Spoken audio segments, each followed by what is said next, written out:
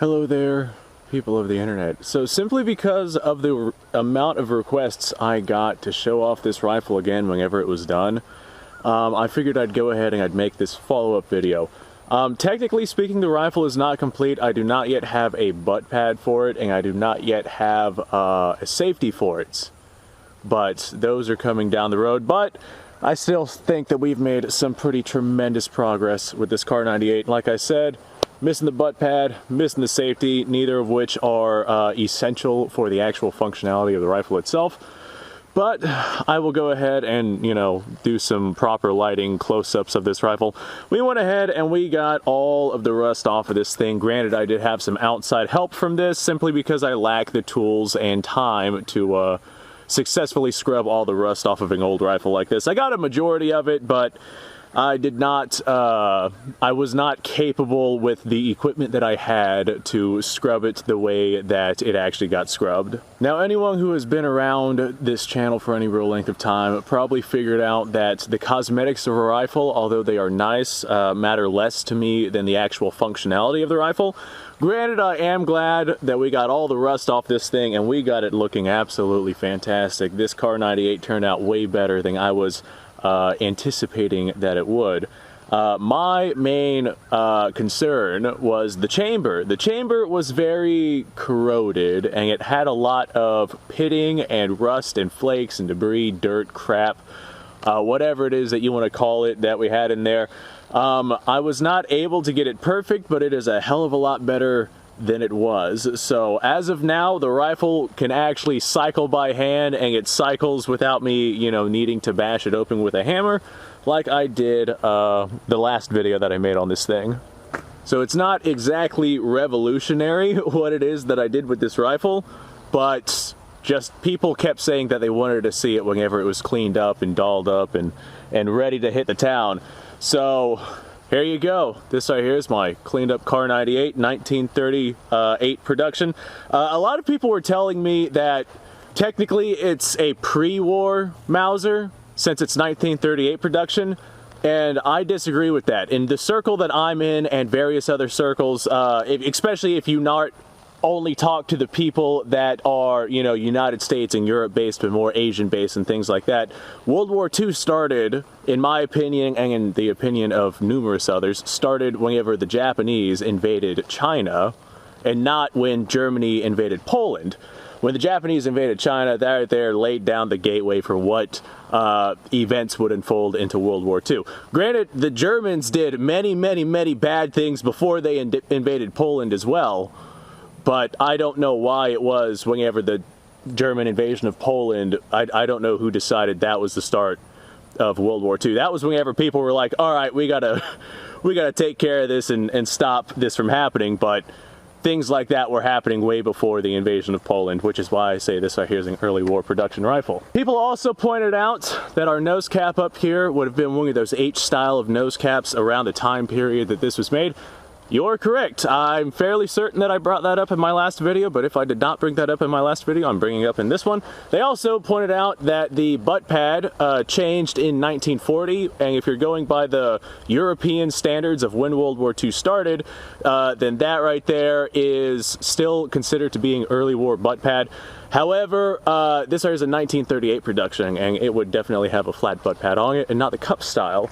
Now, I think I've said all of the things that I wanted to say. Let's go ahead and launch some lead downrange with this old warhorse that was brought back from the dead from one hell of a life full of hardship.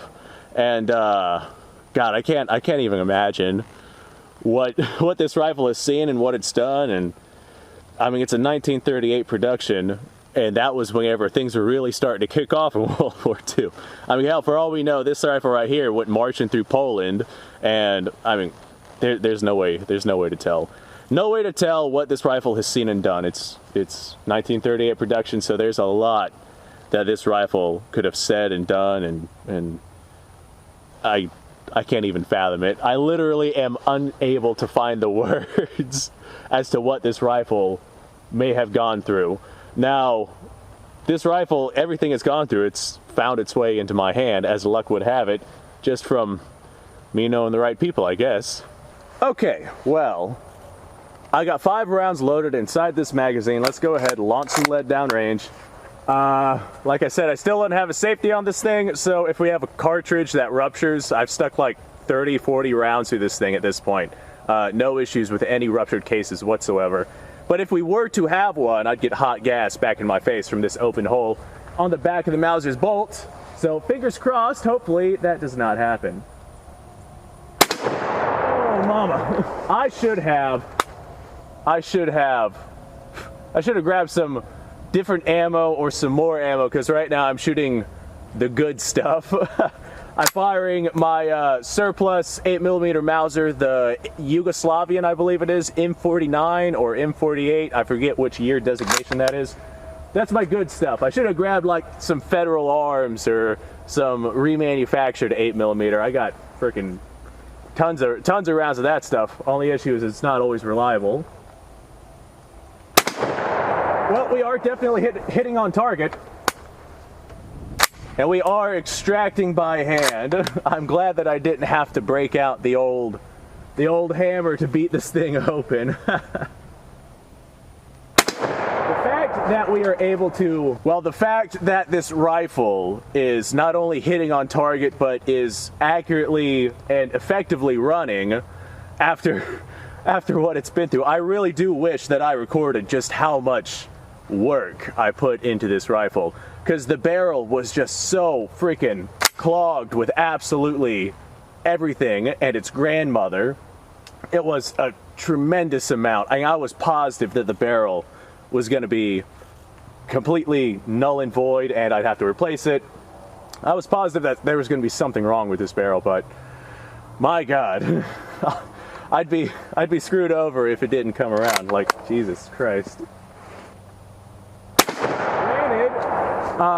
The action is not nearly as smooth as I would like a Mauser to be. Like, for example, my mid-war Kar98, the sporterized one, I can run that thing, you know, in a mad minute kind of sense. This one right here requires a little bit of extra finesse, but that's just because the chamber does have a little bit of pitting inside of it, and there's nothing that I can do about that. So I remember 8mm Mauser.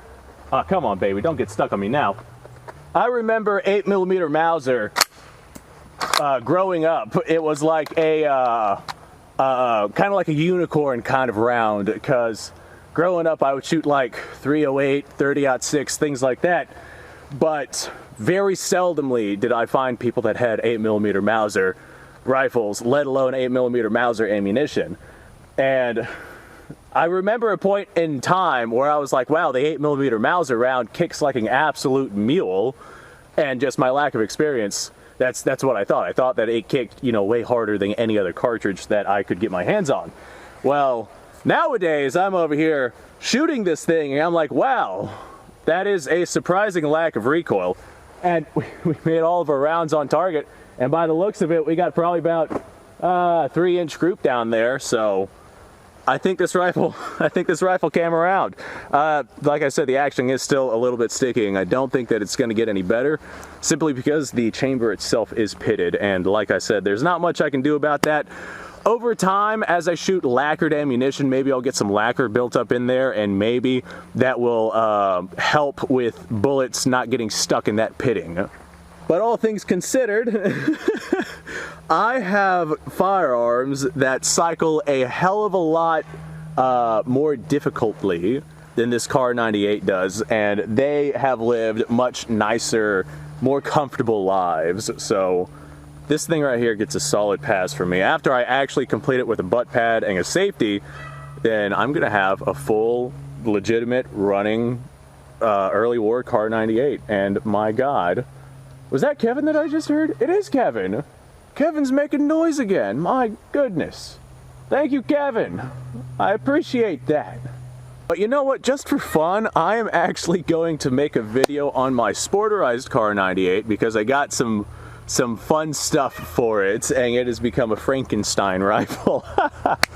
So that's probably the video I'm going to make next, so I guess I'm going to do that. Do I have my 8mm Mauser clip with me? I think I left that inside. Anyway, folks, let me know what you think about this Kar98 and the progress that we've made with it. I think that we have done this old war horse a really good justice. I think it definitely deserved to come back from the hardship that it had faced. That being said, thanks for watching. Subscribe to the channel if you like this stuff. I do this stuff all the time, literally all the time. This is just my way of life. If you like the video, that helps out with the algorithm. Description down below has a link to all sorts of stuff, including an email sign-up list. Go ahead and go check that out. It's got a bunch of goodies and behind the scenes and pictures and stories and etc, etc. That being said, I'm gonna go grab my other Kar98. That's a hell of a sentence right there. I'm gonna go grab my second Kar98. You guys go off, have a fantastic day.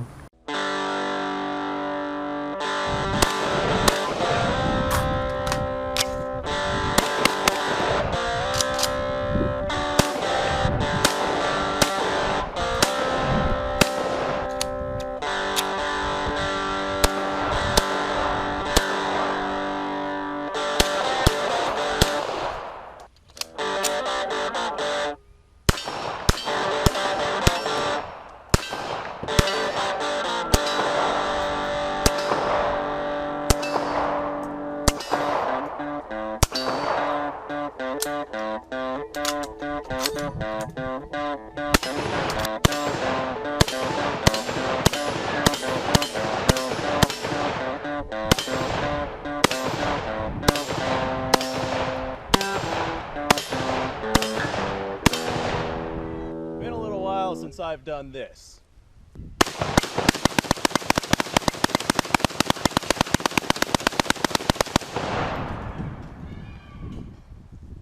Bonnie and Clyde be damned.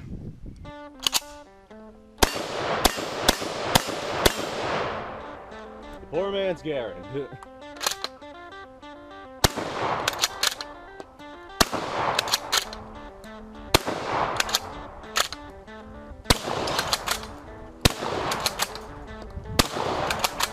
It's a shame that bolt-action shotguns aren't more mainstream.